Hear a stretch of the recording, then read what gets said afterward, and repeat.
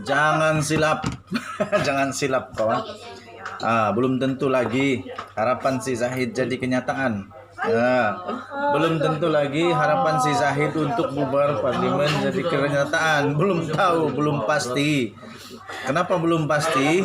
Sebab walaupun dia merayu-rayu, kalau Agung ndak mau ndak juga, jangan kamu silap lah. Macam kacang juga, Pak. Kau tanam kacang, belum tentu yang tumbuh itu banyak kacang. Mungkin jadi satu kacang. Paling teruk, tiada kacang, kena banjir. Oke, rupa-rupanya ada 4 faktor.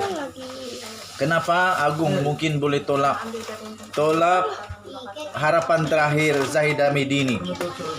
Yang pertama, Perdana Menteri pada ketika ini sebenarnya dia sadar, tapi diperingatkan saja bahwa dia tidak memiliki satu parti atau gabungan parti secara solid dan kukuh.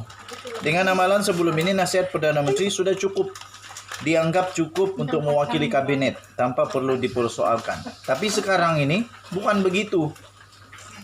Jika Perdana Menteri menasihati yang di-Pertuan Agong untuk pembubaran parlimen, ia belum tentu mewakili keseluruhan kabinet. Anggota jemaah menteri yang mewakili kerajaan belum tentu.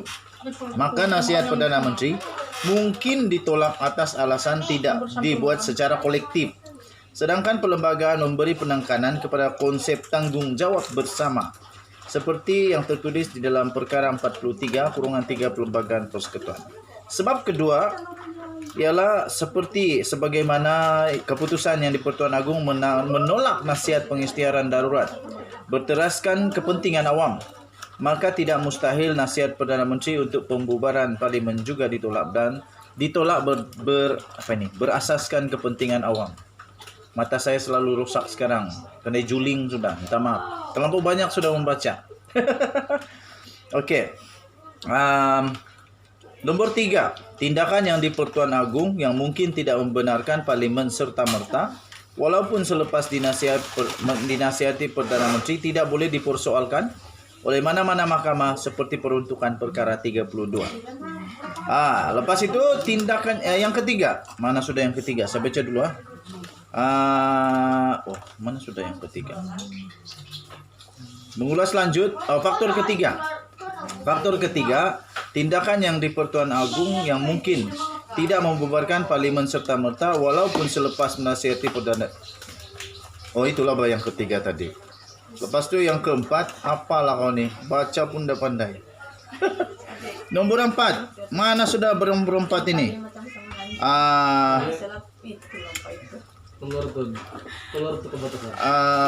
Aku pun dah ingat sudah lah mana nombor 4. Tapi nombor 4 mengulas lanjut perkara beliau berkata faktor keempat penolakan pembubaran disebabkan rakyat terpaksa mengundi sewaktu musim tengkujuh pada PRU sebelum urusan belanjawan negara tidak disempurnakan dengan baik oleh kerajaan, serta risiko pembaziran akibat pilihan raya tidak serentak adalah satu langkah tidak popular dan bertentangan dengan sentimen umum rakyat.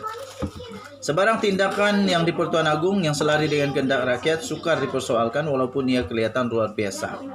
Maka mengambil kira 4 faktor itu, beliau menjangkakan tidak mustahil nasihat pembubaran parlimen oleh Perdana Menteri akan ditolak jika ia benar-benar berlaku. Jadi ini sebenarnya adalah suara pendapat daripada pensyarah undang-undang dan polisi di Universiti Teknologi Malaysia UTM, Profesor Madya Dr. Muhammad Fatih Yusof. Bukan makcik di sebelah rumah, bukan juga pakcik di sebelah rumah kamu, bukan jiran-jiran yang selalu mengumpat ke bembawang ke, bukan. Tapi ini seorang profesor undang-undang. Kita jumpa lagi, bye-bye. Jangan silap. Jangan silap kawan. Belum tentu lagi harapan si Zahid jadi kenyataan. Belum tentu lagi harapan si Zahid untuk bubar parlimen jadi kenyataan. Belum tahu, belum pasti. Kenapa belum pasti?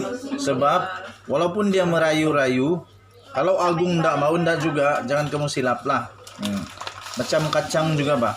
Kau tanam kacang, belum tentu yang tumbuh itu banyak kacang. Mungkin jadi satu kacang. Paling teruk, tiada kacang, kena banjir. Oke, rupa-rupanya ada 4 faktor. Kenapa Agung mungkin boleh tolak tolak harapan terakhir Zahid Hamidini. Yang pertama, Perdana Menteri pada ketika ini sebenarnya dia sedar, tapi diperingatkan saja bahwa dia tidak memiliki satu parti atau gabungan parti secara solid dan kukuh. Dengan amalan sebelum ini, nasihat Perdana Menteri sudah cukup, dianggap cukup untuk mewakili kabinet tanpa perlu dipersoalkan. Tapi sekarang ini bukan begitu. Jika Perdana Menteri menasihati yang di Pertuan Agong untuk pembubaran parlimen, ia belum tentu mewakili keseluruhan kabinet. Anggota Jemaah Menteri yang mewakili kerajaan belum tentu. Maka nasihat Perdana Menteri mungkin ditolak atas alasan tidak dibuat secara kolektif. Sedangkan perlembagaan memberi penekanan kepada konsep tanggung jawab bersama, seperti yang tertulis di dalam Perkara 43/3 Perlembagaan Persekutuan. Sebab kedua ialah sebagaimana keputusan yang di Pertuan Agong menolak nasihat pengisytiharan darurat berteraskan kepentingan awam, maka tidak mustahil nasihat Perdana Menteri untuk pembubaran parlimen juga ditolak berasaskan kepentingan awam. Mata saya selalu rusak sekarang, kena juling sudah, minta maaf. Terlalu banyak sudah membaca. Okey. Nombor 3, tindakan yang di Pertuan Agong yang mungkin tidak membenarkan parlimen serta-merta walaupun selepas dinasihati Perdana Menteri tidak boleh dipersoalkan oleh mana-mana mahkamah seperti peruntukan Perkara 32. Lepas itu tindakan yang ketiga. Mana sudah yang ketiga? Saya baca dulu mana sudah yang ketiga? Mengulas lanjut faktor ketiga. Faktor ketiga, tindakan yang di Pertuan Agong yang mungkin tidak membubarkan parlimen serta-merta walaupun selepas menasihati Perdana. Itulah yang ketiga tadi. Lepas tu yang keempat, apalah kau ni? Baca pun dah pandai. Nombor 4. Mana sudah berempat ini?